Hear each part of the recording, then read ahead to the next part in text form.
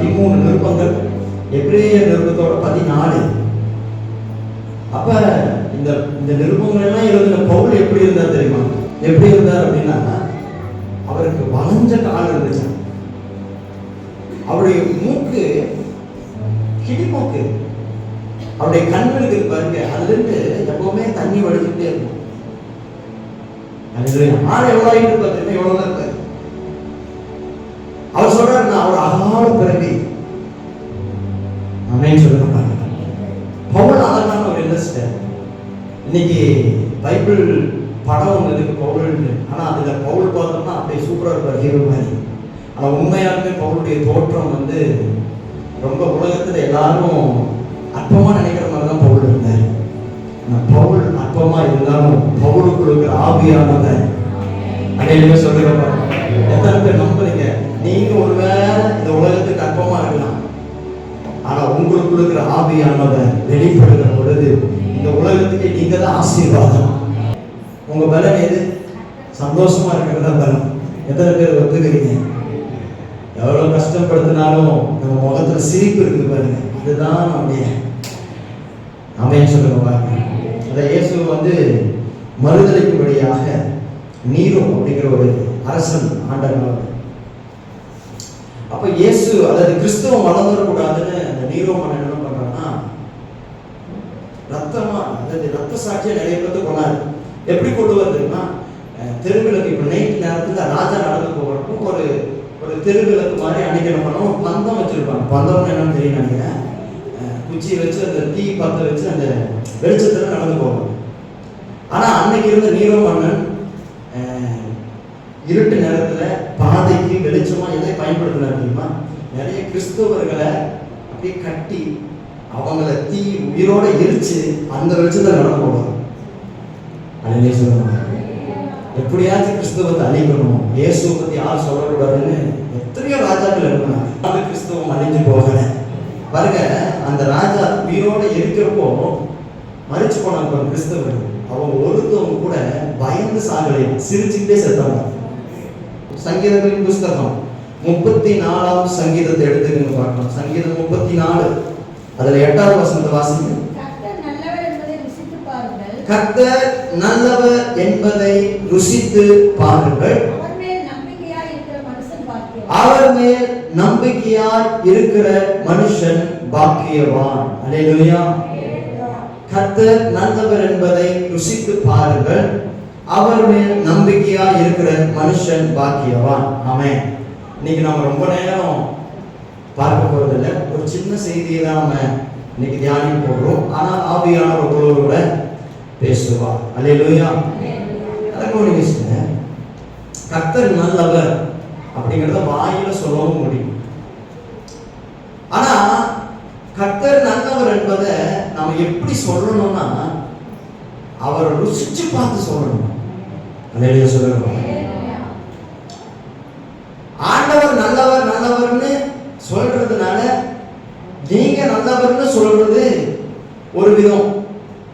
ஆனா அவர் நல்லவர் என்கிறத ருசிச்சு பார்த்து அதுக்கப்புறம் கர்த்தர் நல்லவர் அப்படின்னு சொல்றாங்க பாருங்க சில கூட்டம். அந்த அந்த வார்த்தை இருதயத்திலிருந்து வருகிற அல்லேலூயா சொல்லுங்க பாருங்க. அல்லேலூயா. ருசிக்கணும், கர்த்தர் ருசிக்கணும். சொல்லுங்க பாருங்க, ருசிக்கணும். யாரெல்லாம் கர்த்தர் ருசிப்பாங்க தெரியுமா? பைபிள் சொல்லுது, யாரெல்லாம் கர்த்தர் நல்லவர் என்பதை ருசிப்பாங்க தெரியுமா? யாரெல்லாம் அவரை நம்புகிறார்களோ அவங்க எல்லாரும் கர்த்தரை ருசிப்பாங்க. அல்லேலூயா சொல்லுங்க பாருங்க. கர்த்தரை யாரெல்லாம் ருசிப்பாங்க? யாரெல்லாம் அவர் நம்புறாங்களோ அவங்க எல்லாம் கர்த்தரை ருசிப்பாங்க. இன்னைக்கு யார் யாரெல்லாம் கர்த்தரை நம்பி இருக்கிறீங்களோ அவங்க எல்லாம் கர்த்தரை ருசிக்க போறீங்க. அல்லேலூயா சொல்லுங்க பாருங்க. அதனாலதான் அந்த வசனம் இப்படி சொல்லுது, கர்த்தர் நல்லவர் என்பதை ருசித்து பாருங்கள். அடுத்த வார்த்தையை பாருங்க, அவர் மேல் நம்பிக்கையா இருக்கிற மனுஷன் பாக்கியவான். ஆமென் சொல்லுங்க பாருங்க. அப்போ ஒரு மனுஷன் கர்த்தரை நம்புறானா அவன் கர்த்தரை ருசிக்க போறான்னு அர்த்தம். அல்லேலூயா. உறுதியாய் பற்றி கொண்டேன் உம்மையே நம்பி. அப்படி உறுதியா பிடிச்சுக்கிறாங்க பாருங்க. சில பேர் உறுதியா பற்றி கொள்றாங்க, உறுதியா நம்புற சில பேரை ஆவியானவர் சொல்றாரு, நீங்க நம்புறது உண்மைனா நீங்க ருசிக்க போறது உண்மை. அல்லேலூயா சொல்லுங்க பாருங்க. அல்லேலூயா. கர்த்தரை நாம் எந்த அளவுக்கு நம்புறோமோ அந்த அளவுக்கு கண்டிப்பா ருசிப்போம். ஹலோ, நான் பேசுறது புரியுது? கர்த்தரை நாம எந்த அளவுக்கு நம்புறோமோ, இங்க இருக்கிற எல்லாரும் ஒரே அளவுல கர்த்தரை நம்ப மாட்டோம், நம்ப முடியாது. ஒவ்வொருத்தருடைய நம்பிக்கையில அளவு இருக்கு, விசுவாசத்துல ஒரு அளவு இருக்கு. சில பேர் ஆண்டவர் மாத்திரம் நம்பிக்கிட்டே இருப்பாங்க, சில பேர் ஆண்டவர் 10 நம்பிக்கிட்டு இருப்பாங்க. ஆனா ஆவியானவர் என்ன சொல்றாருன்னா, யாரெல்லாம் கர்த்தரை நம்புறாங்களோ, எந்த அளவுக்கு அவங்க நம்புறாங்களோ அந்த அளவுக்கு அவங்க கர்த்தரை ருசிப்பாங்க. அல்லேலூயா சொல்லுங்க பாருங்க. அல்லேலூயா. பிரதமர், யாரெல்லாம் கர்த்தரை நம்பி இருக்கிறார்களோ அவர்கள் தான் கர்த்தருடைய நன்மையை ருசிக்க போகிறார்கள். அல்லேலூயா சொல்லுங்க பாருங்க. பக்கத்துல இருக்கிற கைப்பிடி சொல்லுங்க பாருங்க. நீங்க கர்த்தரை நம்புறீங்களா? பரவாயில்ல சொல்லுங்க, கைப்பிடி சொல்லுங்க, ஒன்றும் சொல்ல மாட்டேங்க. அப்ப நீங்க தான் ருசிக்க போறீங்க, கர்த்தருடைய நன்மைகளை ருசிக்க போறீங்க. இந்த உலகம் ருசிக்காத ஒரு நன்மை இருக்கு. இந்த உலகத்துல பணம், பேர், புகழ் இதுதான் நன்மை நினைச்சிட்டு இருக்காங்க. ஆனா இந்த உலகமே ருசிக்காத ஒரு நன்மை இருக்கு. அந்த நன்மையை நீங்க ருசிக்கணும்னா அவரை முழுசா நம்பணும். அல்லேலூயா சொல்லுங்க பாருங்க. ஆபிரகாம் கர்த்தர் நல்லவர் என்பதை ருசிச்சாரா? ருசிச்சார். சிஸ்டர் பிரதர், ஆபிரகாம் எத்தனை வயசுல ஆண்டவர் ருசிச்சார் தெரியுமா? 100 வயசுல ருசிச்சாரா? இது எவ்வளவு பெரிய ஆச்சரியம் பாருங்க. 100 வயசுல ஒரு மனுஷன் கர்த்தரை ருசிக்கிறான். இன்னைக்கு வயசான காலத்துல நிறைய பேர் நான் கேட்டிருக்கிறேன், பேசியிருக்கிறேன். அப்போல்லாம் அவங்க என்ன சொல்லுவாங்கன்னா, நாங்கெல்லாம் அந்த காலத்துல அப்படி இருந்தோம், ஆண்டவருக்குள்ள அப்படி வைராக்கியமா ஜெபம் பண்ணுவோம், அப்படி இருந்தோம், இப்படி இருந்தோம் அப்படின்னா. ஆனா இப்ப நிலைமை சொல்ல மாட்டாங்க யாரும். அவன் சொல்லுங்க பாருங்க, ஏன்னா அவங்களுக்கு தெரியும் இப்ப நம்ம எந்த நிலைமையில இருக்கிறோம் அப்படின்னு. ஆனா ஆபிரகாம் எந்த வயசுல கர்த்தரை ருசிச்சிருக்கிறார் பாருங்க? 100 வயசுல. 100 வயசுல ஆபிரகாம் கர்த்தரை ருசிச்சாராம், கர்த்தருடைய நன்மையை ருசிச்சாராம், கர்த்தருடைய ஆசீர்வாதத்தை ருசிச்சாராம். ஆமென் சொல்லுங்க பாருங்க. அல்லேலூயா. அதான் ரோமருக்கு எழுதின நிருபத்தை நீங்க எடுத்து வாசிப்பீங்கன்னா 4ஆம் அதிகாரம் 18வது வசனத்தை நீங்க எடுத்து வாசிங்க. 18ல இருந்து 21 வரைக்கும்.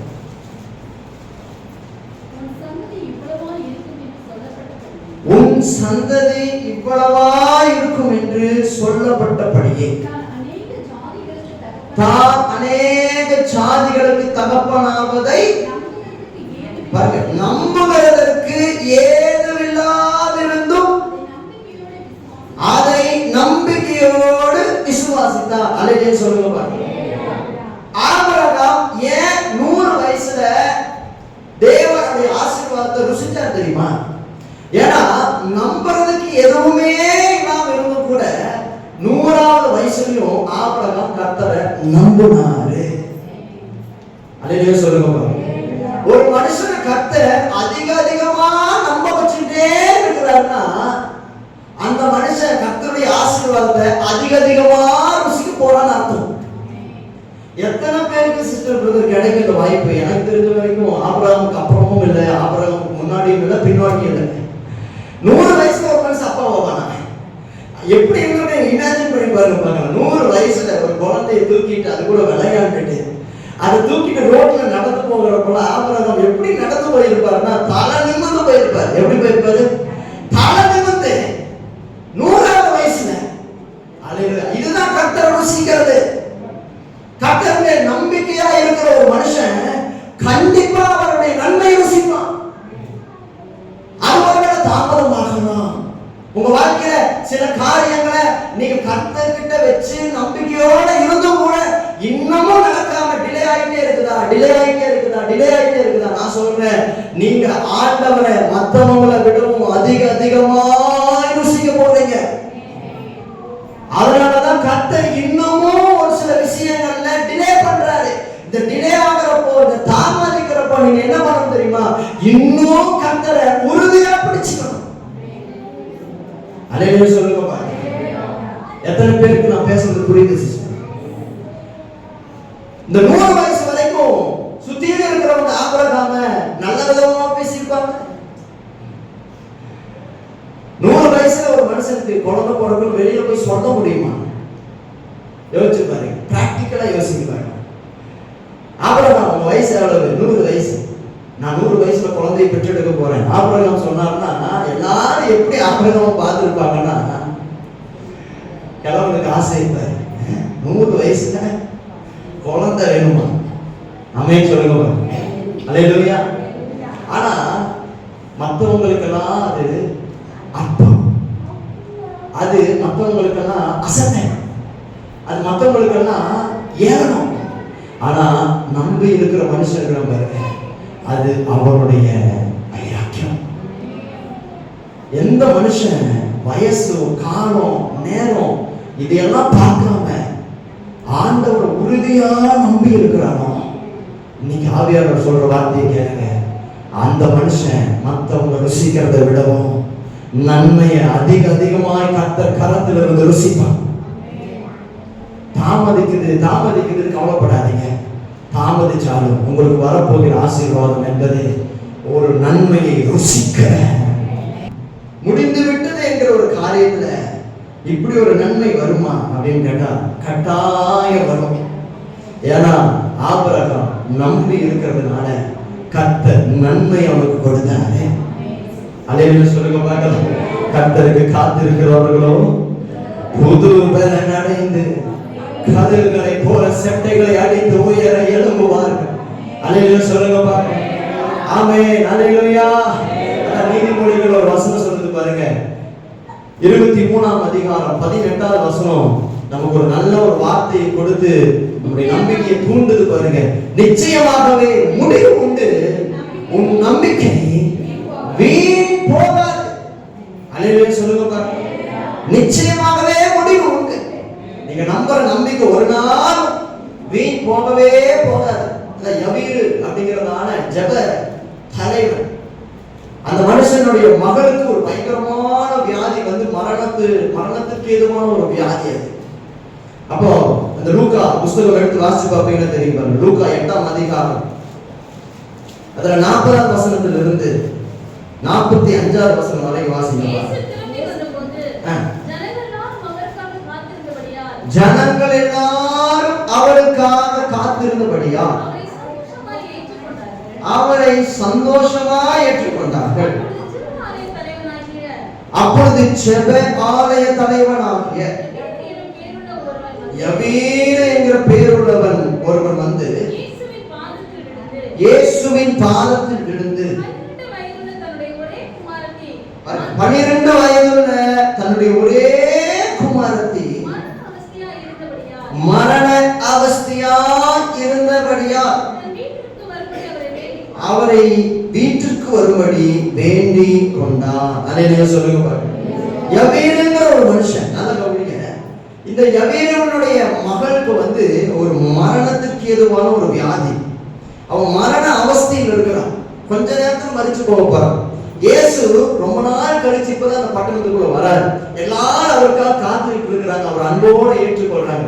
வந்த இயேசுவை பார்த்த உடனே யவீர் என்ன பண்றாரு பாருங்க, அவர் பாதத்துல விழுறாரு. ஆண்டவரே, என் மக சாக கிடக்குற, ஆண்டவரே வாங்க, எங்களுக்கு நீங்க தான் உதவி செய்யணும்னு கூப்பிடுறாரு. அல்லேலூயா சொல்லுங்க பாருங்க.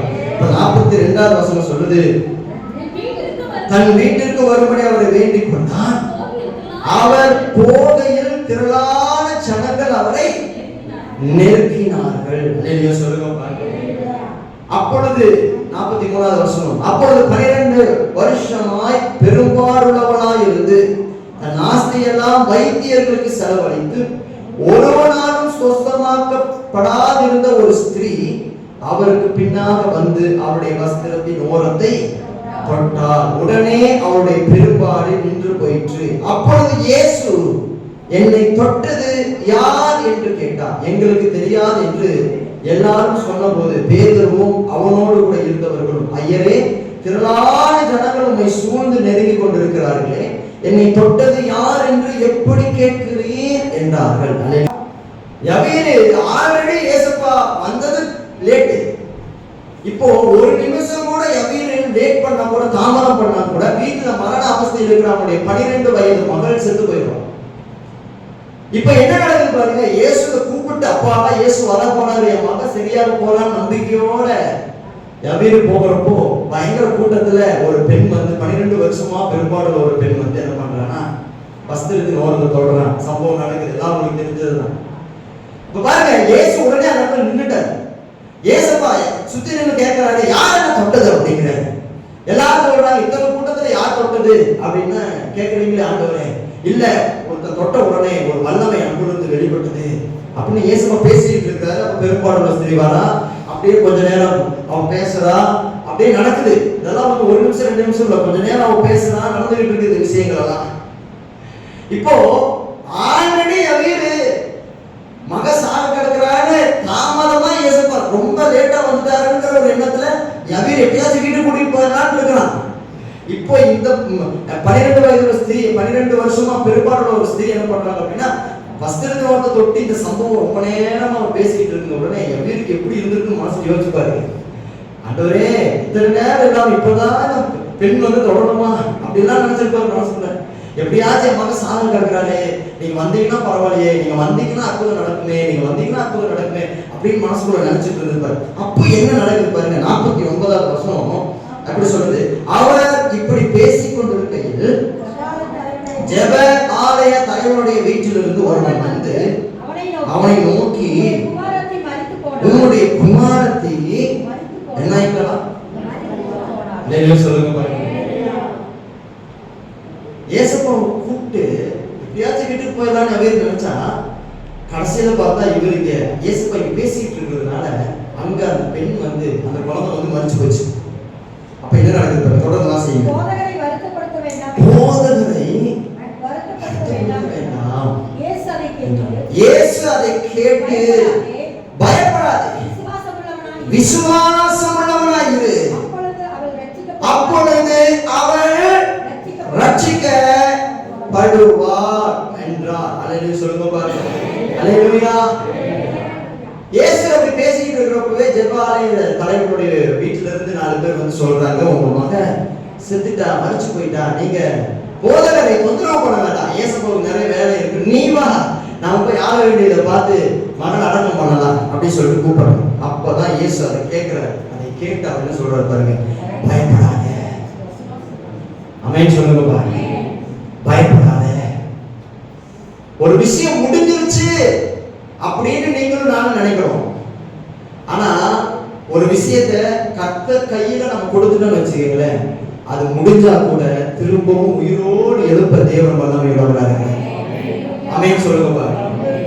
இயேசுவினுடைய கைக்கு போய் ஒரு விஷயத்துக்காக நம்ம காத்துக்கிட்டு இருக்கிறோம் பாருங்க. நல்லா கவனிங்க.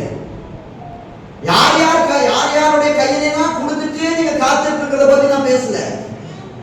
ஏசப்பா கையில ஒரு சில காரியங்களை நீங்க ஒப்பு கொடுத்துட்டு அவருடைய வார்த்தையை வாங்கிட்டு நீங்க அவருடைய வார்த்தைக்காக இப்ப காத்துட்டு இருக்கிறீங்க பாருங்க. உங்களுக்காக தான் ஆவியானவர் பேசுறாரு. இன்னைக்கு அது ஒருவேளை ரொம்ப ரொம்ப டிலே ஆகி அது மறிச்சு போனதாவே இருந்தா கூட கர்த்தருடைய கைக்கு ஒரு காரியம் போனதுனால ஆவியானவர் சொல்றாரு, இன்னமும் நீ நம்பிக்கையுள்ளவனா இரு. ஏன் அப்படின்னா அது மறிச்சு போனா கூட திரும்பவும் அதை உயிரோடு எழுப்ப நம் ஆண்டவரால் கூடும்.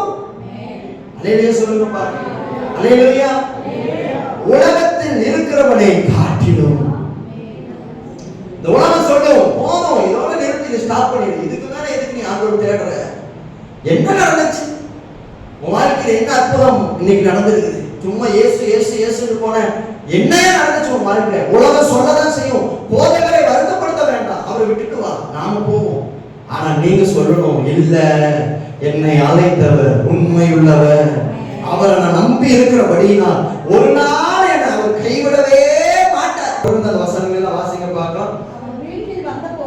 அவர் வீட்டில் வந்தபோது பேதுருவையும் யாக்கோபையும் யோவானையும் பெண்ணின் தகப்பனையும் தாயையும் தவிர வேறொருவரையும் உள்ளே வர ஓட்டாமல் எல்லாரும் அழுது அவளை குறித்து துக்கம் கொண்டாடுகிறதை கண்டு அழாதீங்கள், அவள் மரித்து போகவில்லை. பாருங்க, செத்து போயிட்டா அந்த பெண். ஆனா இயேசு அப்ப என்ன சொல்றாருன்னா, அழாதீங்க, அவன் மரிச்சு போகல, அவன் தூங்கிட்டு இருக்கா அப்படிங்கிற சொல்லுங்க பாருங்க.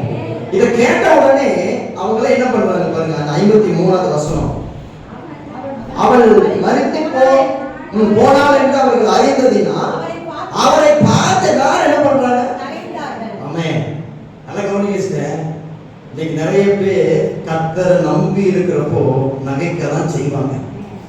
சொல்லுங்க பார்க்கலாம். ஆமென். சர்ச்சில் கடவுளை நம்புறது பெருசு கிடையாது. சர்ச்சுக்கு வெளியில பிரச்சனை மத்தியில நீங்க கர்த்தரை நம்புறீங்க பாருங்க. அல்லேலூயா சொல்லுங்க பாருங்க. எல்லாமே எதிராக இருந்தாலும், சூழ்நிலைகள் தோல்வி போல தெரிந்தாலும், நான் கர்த்தருக்குள் மகிழ்ச்சியாக இருப்பேன், என் தேவனுக்குள் களி கூறுவேன். எல்லாமே எதிராக அங்கதான் நீங்க அதிகமா கர்த்தரை நம்பணும். அல்லேலூயா சொல்லுங்க பாருங்க. ஏன் அப்படின்னா, அவரை நம்புறவங்க கண்டிப்பா அவருடைய நன்மையை ருசிப்பாங்க. அல்லேலூயா சொல்லுங்க பாருங்க. எந்த அளவுக்கு அவமானப்படுறீங்களோ அதை விட அதிகமாய் தேவன் உங்களை அவருடைய நன்மையினால் நிரப்புவார். நன்மையும் கிருபையும் உங்களை தொடரும். எத்தனை பேர் நம்புறீங்க? அல்லேலூயா. இன்னைக்கு ஆவியானவர் இந்த காரியத்தின் மூலமாக சில பேரோட கூட பேச விரும்புகிறார். என்ன அப்படின்னா, இன்னைக்கு உங்க நம்பிக்கை ரொம்ப குறைஞ்சு போச்சு. காரணம் என்னன்னா, நடக்கிற காரியங்கள் எல்லாமே உங்களுக்கு ஆப்போசிட்டா இருக்குது. கர்த்தர் சொன்னதுக்கும் உங்க வீட்டுல நடக்கிறதுக்கும் சம்மந்தமே இல்லை. அதனால நீங்க நிறைய பேர் சோர்ந்து போயிட்டீங்க. இன்னைக்கு கர்த்தர் என்ன பண்ண விரும்புறாருன்னா, உங்களை தட்டி எழுப்ப விரும்புகிறார். ஆமென் சொல்லுங்க. நீங்க அவரை நம்புறீங்கிறது உண்மைன்னா, நீங்க கண்டிப்பா அவருடைய நன்மையை ருசிக்கிறதும் உண்மை. அப்ப தொடர்ந்து பாருங்க சிஸ்டர், அதான் பைபிளோட வசனம் சொல்லுது பாருங்க, மனுஷனை நம்புவதை பார்க்கிலும் கர்த்தர் பேரில் பற்றுதலாய் இருப்பதே நலம். பிரபுக்களை நம்புவதை பார்க்கிலும் கர்த்தர் பேரில் பற்றுதலாய் இருப்பதே நலம். ஆமென் சொல்லுங்க பாருங்க. அப்போ ஆண்டவரை நம்பினா நிச்சயம் ஒரு நாள் அவருடைய நன்மையை நாம் ருசிப்போம். ஹல்லேலூயா. கர்த்தரை நம்புகிறவர்களுக்கு ஜெயம் உண்டு. யாரெல்லாம் கர்த்தரை நம்புறாங்களோ அவங்கெல்லாம் ஜெயிப்பாங்க. ஹல்லேலூயா சொல்லுங்களேன். யார் ஜெயிக்க போறாங்க? யார் கர்த்தரை நம்புறாங்களோ அவங்க தான் ஜெயிக்க போறாங்க. ஆமென் சொல்லுங்க. அது அற்பமானவங்களா இருக்கலாம், ஆனாலும் கர்த்தரை நம்புறவங்க தான் வாழ்க்கையில ஜெயிப்பாங்க. நீங்க வாழ்க்கையில தோற்று போன சூழ்நிலையில் இருந்தாலும் சரி, நீங்க இந்த சத்தத்தை கேட்கிறப்போ நீங்க ஒரு மன வேதனைக்குள்ள இருந்தாலும் சரி, இந்த வார்த்தையை தைரியமா ஆவியானவருடைய உதவியோடு பேசுற பாருங்க. நீங்க யார் இந்த உலகத்துல ஜெயிப்பாங்க தெரியுமா? யார் கர்த்தரை உண்மையை நம்பி உறுதியா பிடிக்கிறாங்களோ அவங்க தான் இந்த உலகத்துல ஜெயிக்க போறாங்க. தாவீதும் கோலியாத்தையும் வச்சு நீங்க பாக்குறீங்க வேதத்துல. சீக்கிரம் ஒரு சில விஷயங்களை பார்க்கலாம். கோலியாத் பயங்கரமான பராக்கிரமசாலி. அவன் பிறந்ததுல இருந்தே யுத்தத்துல வளர்ந்தவன், யுத்தத்தை பார்த்து பார்த்து வளர்ந்தவன். அவன் பிறந்ததுல இருந்தே பயிற்சி எடுத்தவன், யுத்தத்துல எல்லா வகையான கலைகளையும் அறிஞ்சவன். ஆனா தாவீது எப்படிப்பட்டவன் பாருங்க, ஆடு வச்சுக்கிட்டு இருந்தவன், சின்ன பையன், அழகிய ரூபம் உள்ளவன், சிவந்த மேனி உள்ளவன், சௌந்தரியம் உள்ளவன். பைபிள் அவங்க குறிச்சி இவ்வளவு சொல்ற வித்தியாசம் பாருங்க அப்படின்னு. ஆனா இந்த தாவீது கோலியாத்தை பார்த்து பயப்படவே இல்லை சிஸ்டர். நீங்க இத ரொம்ப தியானிப்பீங்க அப்படின்னா, இஸ்ரவேலுக்கு அத்தனை பேரும் கோலியாத்தை பார்த்து பயப்படுறாங்க. நல்லா கவனிங்க, இஸ்ரவேலுக்கு அத்தனை பேர் கோலியாத்தை பார்த்து பயப்படுறாங்க. ராஜா கூட, சவுல் ராஜா கர்த்தரால் அபிஷேகம் பண்ணப்பட்ட மனுஷன், ஆனா அந்த மனுஷன் கூட கோலியாத்தை பார்த்து பயப்படுறாங்க. நல்லா கவனிங்க, இஸ்ரவேல் ஜனங்கள் எல்லாரும் கர்த்தரை தான் ஆராதிக்கிறவங்க. உண்மைதான். இஸ்ரவேல் ஜனங்கள் எல்லாருக்கும் யார் கடவுள்? கர்த்தர் தான் கடவுள். இஸ்ரவேல் ஜனங்கள் எல்லாரும் பலி செலுத்துறவங்க. இஸ்ரவேல் ஜனங்கள் எல்லாருக்கும் கர்த்தர் தான் தெய்வமா இருக்கிறாரு, கர்த்தர் தான் கொண்டாடுறாங்க. ஆனா அவர்கள் கோலியாத்தை பார்த்து பயந்தார்கள். நாம் ஆராதிக்கிறது உண்மைதான். நாம வேதத்தை வாசிக்கிறது உண்மைதான், சோத்திர பலிகளை செலுத்தி கர்த்தரை மகிமைப்படுத்துறது உண்மைதான், ஜெபம் பண்றது உண்மைதான். ஆனா இங்க இருக்கிற எத்தனை பேரால சொல்ல முடியும் பிரச்சனையை பார்த்து என்னால பயப்படாம இருக்க முடியும் அப்படின்னு? உங்களால சொல்ல முடியுமா என் வாழ்க்கையில் வர பிரச்சனையை பார்த்து நான் பயப்படவே மாட்டேன் பாஸ்டர்?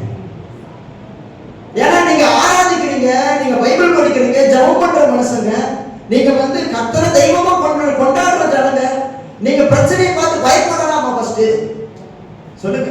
உங்க வாழ்க்கையில் நடக்கிற ஒரு சில சூழ்நிலைகளை பார்த்து நீங்க பயப்படலாமா? ஆனா நம்ம பயப்படணும். ஏன் படுறோம்? இஸ்ரவேல் ஜனங்களும் கோலியாத்தை பார்த்து பயந்தாங்க. ஏன் பயந்தாங்க? நம்ம எல்லாத்துக்கும் ஒரு கனெக்ஷன் ஆகுது பாருங்க.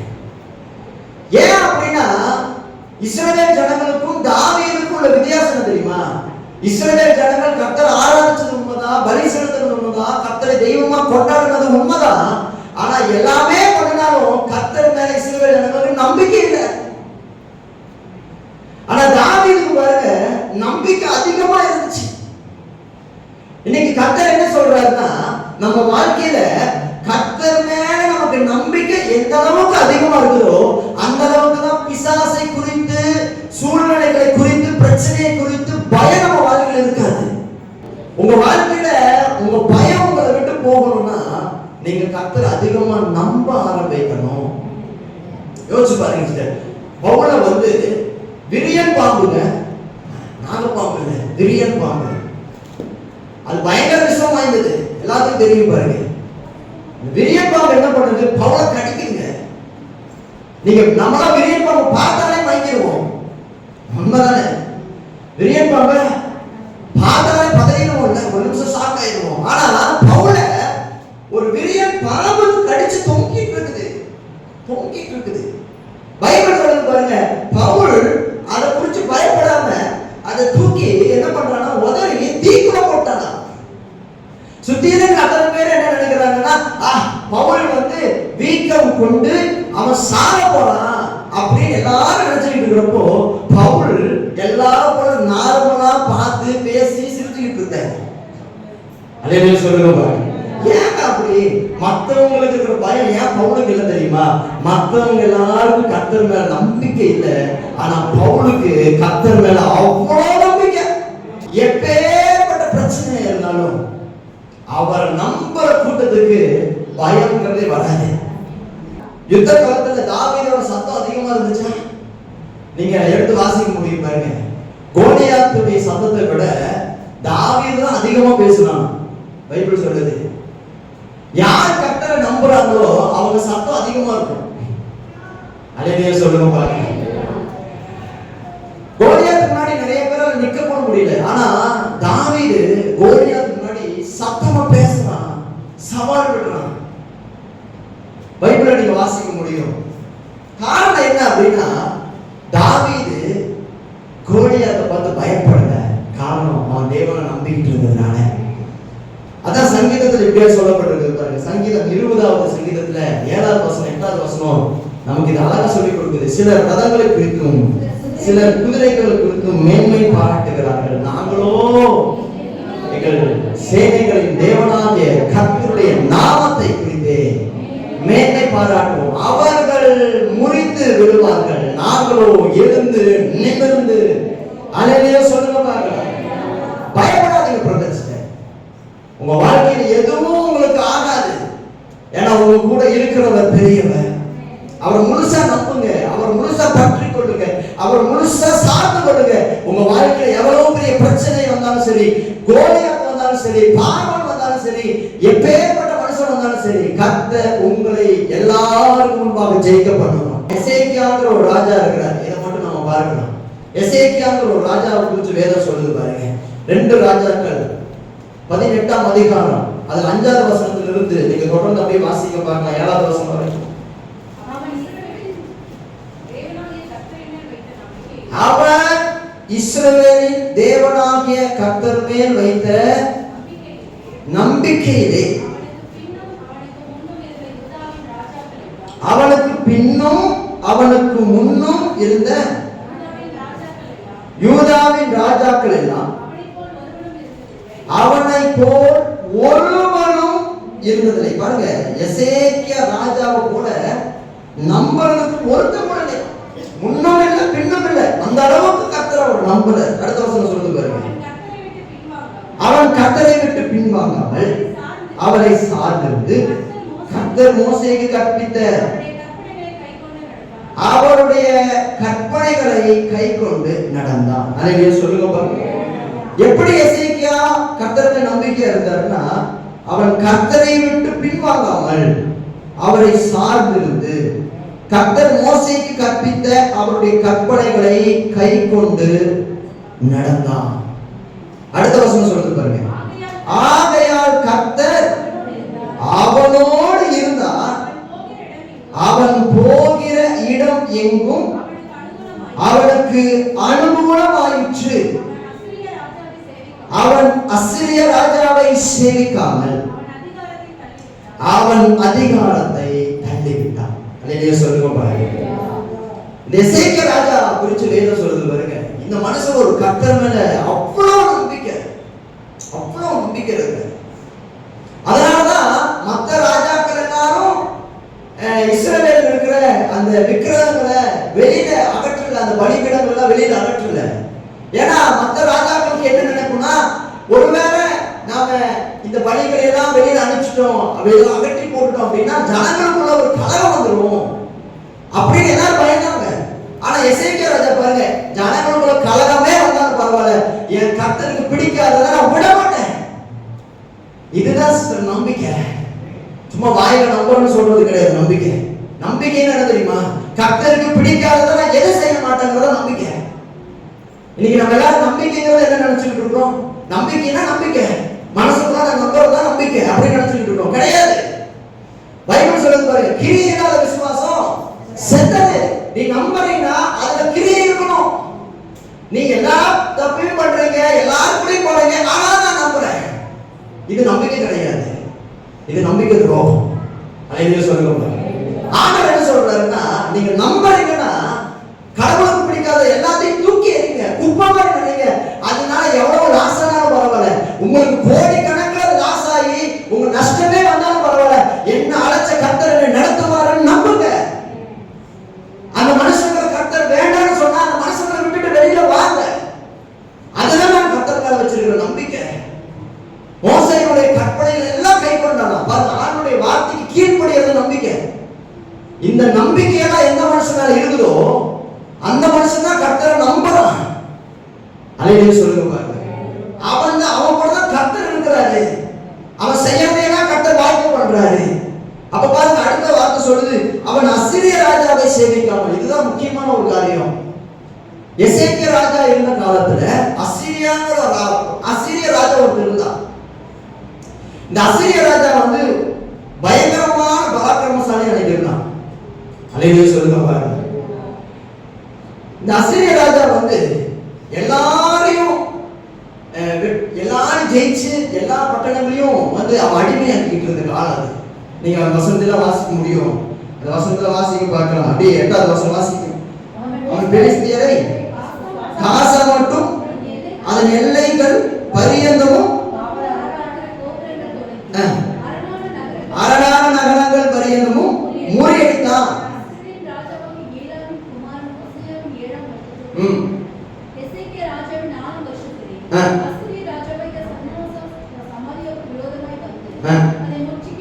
பாருங்க, இந்த சனகரிப் அப்படிங்கிறதான இந்த அசிரிய ராஜா பயங்கரமான ஒரு பராக்கிரமசாலி. அதான் 1,80,000 வீரர்களை வச்சுட்டு இருந்தாங்க. இன்னைக்கு அந்த அளவுக்கு நிறைய நாடுகள் வீரர்கள் கிடையாதுங்க. அலையிலே சொல்லுங்க பாருங்க, இன்னைக்கு நிறைய நாட்டில் 1,80,000 வீரர்கள் கிடையாது.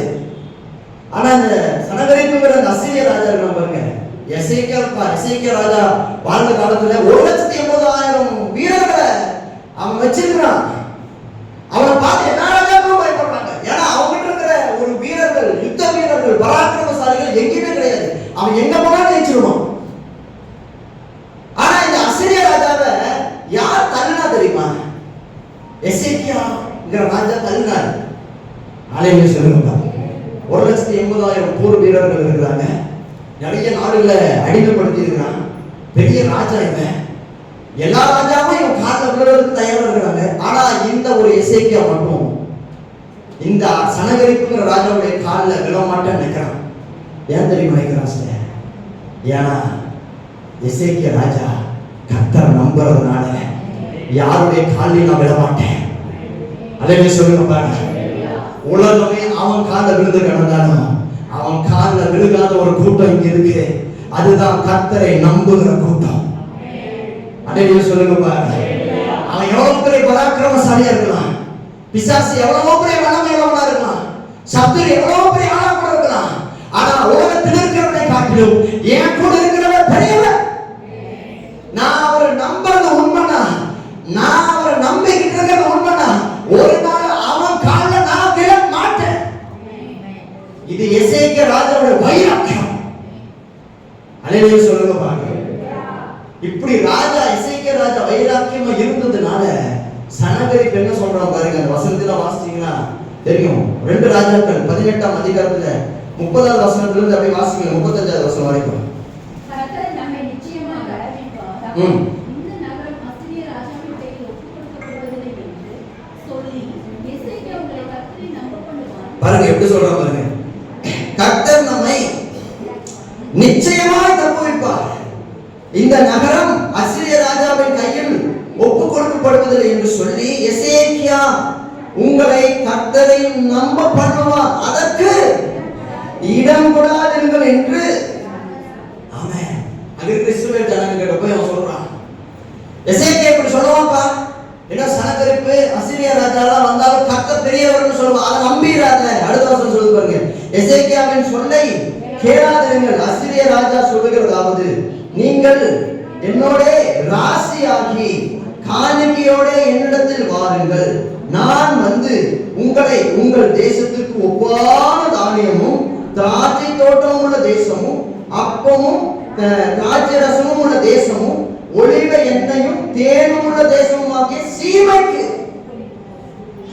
சீமைக்கு அழைத்துக் கொண்டு கோபம் அளவும் அவனவன் தன் தன் திராட்சை செடியின் கனியையும் தன் தன் அத்திமரத்தின் கனியையும் புசித்து அவனவன் தன் தன் கிணற்றின் தண்ணீரை குடியுங்கள். இவ்விதமாய் நீங்கள் சாகாமல் பிழைப்பீர்கள். கர்த்தர் நம்மை தப்புவிப்பார் என்று உங்களை போதனை செய்ய எசேக்கியாவுக்கு செவிகொடாதிருக்கிறீர்கள். சத்துரு சொல்றான் பாருங்க. நீ எசேக்கியா ராஜாவோட பேச்சு கேட்காத. ஏன்னா உனக்கு நீ என் பேச்சு கேளு, நீ என் ஆளா மாறிடு. பிசாசு சொல்றான். கர்த்தரை நம்பி போகாத. அவரால் உன்னை காப்பாற்ற முடியாது. நீ இன்னைக்கு இருக்கிறத விட ரொம்ப மோசமா போயிடுவ. பிசாசு சொல்றான் பாருங்க. என் கூட ராசி ஆகி, அப்படியே பைபிள் சொல்லுது, ராசி ஆகி நான் உங்களை கூட்டிட்டு போற சீமைக்கு என் கூட வா. அதுல இருந்து கொஞ்ச நாள் இந்த திராட்சை ரசத்தையும் இந்த தண்ணியை குடிச்சுட்டு நீ இரு. நான் உன்னை சீக்கிரத்துல சீமைக்கு கொண்டு போறேன். கர்த்தரை நம்பாத. பிசாசு சத்துரு சொல்றான் பாருங்க. அப்ப என்ன நடக்குது? அடுத்த வருஷத்துல வாசிங்க பாருங்க. அவன் எவ்வளவு பெருமையா சொல்றான் பாருங்க. ஜாதிகளுடைய தேவர்களில் யாராவது தங்கள் தேசத்தை அசீரிய ராஜாவின் கைக்கு, எவ்வளவு திமிரா சொல்றான் பாருங்க. எவ்வளவு திமிரா சொல்றான் பாருங்க. அசீரிய ராஜா சொல்றான், இதுவரைக்கும் நான் எத்தனையோ பேரை கொன்னுட்டேன், எத்தனையோ பட்டணங்களை ஜெயிச்சிட்டேன், தேசத்தை ஜெயிச்சிட்டேன். ஆனா ஏதாவது ஒரு தேவனாச்சும் என்னை ஜெயிச்சது உண்டா? எந்த தெய்வமும் என்னை ஜெயிச்சது கிடையாது. அதே போலதான் எசேக்கியாவுடைய கர்த்தரும் எனக்கு முன்னாடி தோத்து போவார். எசேக்கியா எனக்கு முன்னாடி தோத்து போவான். அவனை நம்புறதுனால நீங்க அழிஞ்சு போயிருவீங்க. அவன் அவ்வளவு திமிரா பேசுறான். அடுத்த வருஷம் வாசிச்சு பாருங்க. ஆமா, அர்பாத் பட்டணங்களில் தேவர்கள், அதெல்லாம் பெரிய பட்டணங்கள். அந்த பட்டணங்களில் தேவர்கள் எங்கே? செப்பர்வாயும் ஏனா ஈவா பட்டணங்களில் தேவர்கள் எங்கே? அவர்கள் சமரியாவை என் கைக்கு தப்புவித்தது உண்டா? எவ்வளவு திமிரா பேசுறான் பாத்தீங்களா சத்துரு. அவன் பேசுறப்ப பாத்தீங்கன்னா திமிரா. அடுத்த வசனம் சொல்லுது பாருங்க. கர்த்தர் எருசலேமை என் கைக்கு தப்புவிப்பார் என்பதற்கு அந்த தேசங்களுடைய எல்லா தேவர்களுக்கும் தங்கள் தேசத்தை என் கைக்கு தப்புவித்தவர் யார் என்கிறார் என்று சொன்னார். அல்லேலூயா சொல்லுங்க பாருங்க. எசேக்கியா ராஜா ஒரு பக்கத்துல சொல்றாரு, கர்த்தர் நம்மை தப்புவிப்பார். ஆனா சனகரிப்பு சொல்றான் பாருங்க, இத்தனை பட்டணங்கள், இத்தனை தேசத்தை நான் கொண்டுட்டேன், இத்தனை ராஜாவை அழிச்சிட்டேன், ஆனா இத்தனை தெய்வங்களும் என்ன ஒண்ணுமே பண்ணல. அதே போல உன் கர்த்தரும் எனக்கு முன்னாடி தோத்து போவாரு. எவ்வளவு தைரியமா சத்துரு பேசுறாங்க. அதே நீங்க சொல்லுங்க பாருங்க. ஆனா அங்க நடந்தது என்ன தெரியுமா?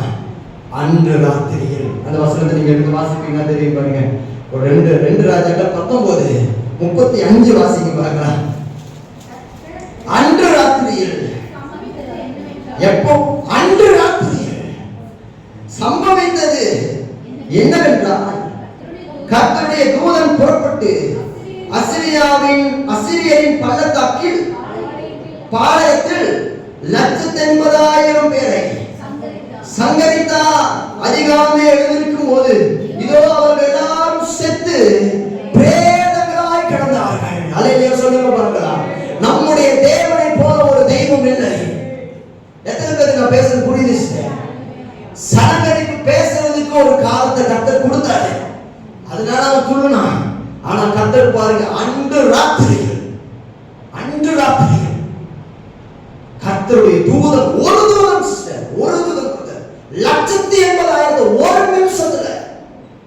ஒரு நிமிஷத்துல கொண்டுட்டான். கர்த்தருடைய தூதர்களுக்கு வல்லமை பாருங்க அப்படின்னு. இந்த மாதிரி அவர்கிட்ட எத்தனையோ தூதர்கள் இருக்கிறாங்க. அலையிலே சொல்லுங்க பாருங்க.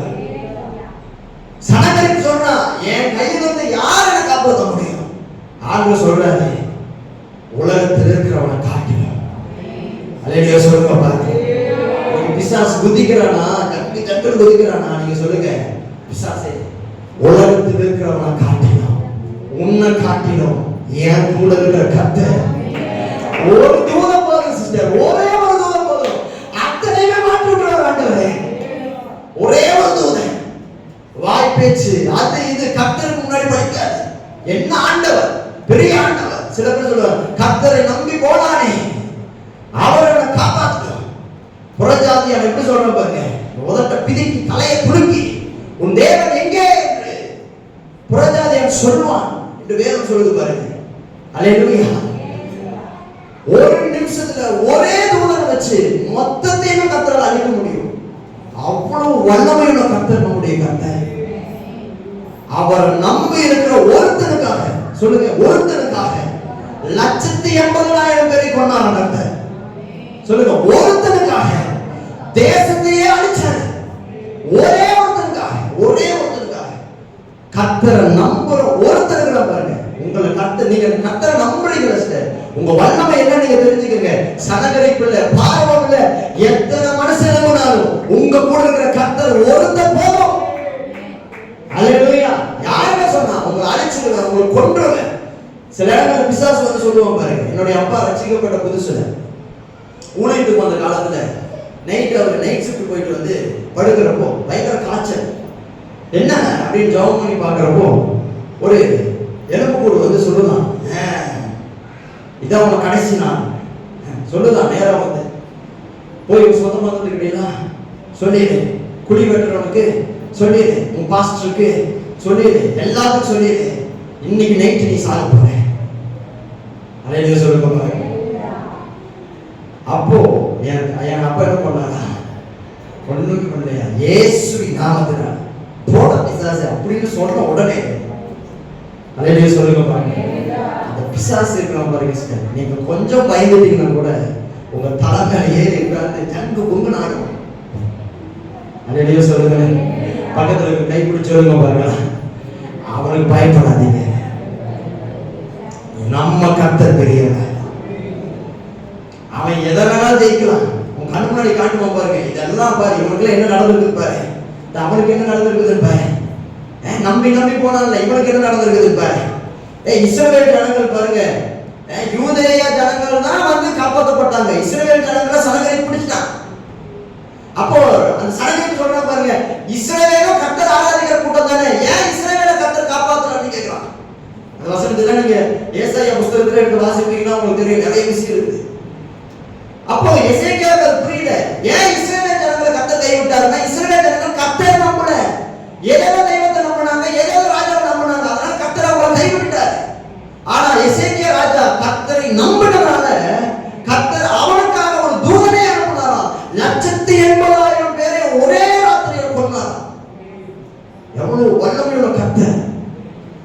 உங்களுக்கு முன்பாக ஒரு மனுஷன் நிக்கிறான்னா யோசிச்சு பாருங்க சார். ஆமா, ஆண்டவர் நம்மோடு கூட இருக்கிறார். எத்தனை பேர் நம்புறீங்க? அல்லேலூயா. அதனால ஆவியானவர் என்ன சொல்லி தர்றாருன்னா, கர்த்தரை நம்புற நீங்க தைரியமா இருக்கணும். என்னங்க நடந்துச்சு? சூழ்நிலைகள் தோல்வி மாதிரி ஆயிடுச்சா? நீங்க நினைச்ச எதுவுமே நடக்கலையா? மாறி போயிடுச்ச வாழ்க்கையை? எல்லாமே கஷ்டமா கசப்பா மாறிடுச்சா? ஆனா எல்லாமே மாறினா கூட நீங்க இந்த விஷயத்தை மட்டும் விட்டுறாதீங்க. கர்த்தரை இன்னும் அதிகமா நம்புங்க. பிசாசு கொஞ்ச காலத்தை கர்த்தர் கொடுத்துருக்காரு. அதான் சிமிர்னா சபைக்கு கர்த்தர் எழுதுகிற பொழுது 10 நாள் அவங்க உபத்திரம் வருங்கிறாரு. 10 நாளைக்கு அப்புறம் உங்க வாழ்க்கை மாறும். நம்முடைய தொல்லைக்கு ஒரு எல்லையை கர்த்தர் வச்சிருக்கிறார். அல்லேலூயா சொல்லுங்க பாருங்க. உங்களுடைய தொல்லைக்கு ஒரு எல்லை கர்த்தர் வச்சிருக்கிறார். அந்த நாள் வரைக்கும் பிசாசு குதிமா ஆவுன்னு. ஆனா அந்த நாள் வருகிற பொழுது அன்று இரவு கர்த்தர் இறங்குவார். நம்ம வாழ்க்கையில் இருக்கிற எல்லா சத்துருக்களும் கர்த்தருக்கு முன்பாக தூசியை போல பறந்து போவாங்க. ஒரு காத்தடிச்ச ஒரு தூசி எப்படி பறந்து போகுமோ அதை போல நம்ம வாழ்க்கையில் இருக்கிற பிசாசுடைய கிரியைகள், போராடுகிற ஆவிகள், மந்திரங்கள், கட்டுகள் எல்லாம் ஒரு தூசியை போல அல்லேலூயா சொல்லுங்க பாருங்க, பறந்து போகும். ஆவியானவர் இருக்கிறார். பலத்தினாலும் அல்ல, பராக்கிரமத்தினாலும் அல்ல, கர்த்தருடைய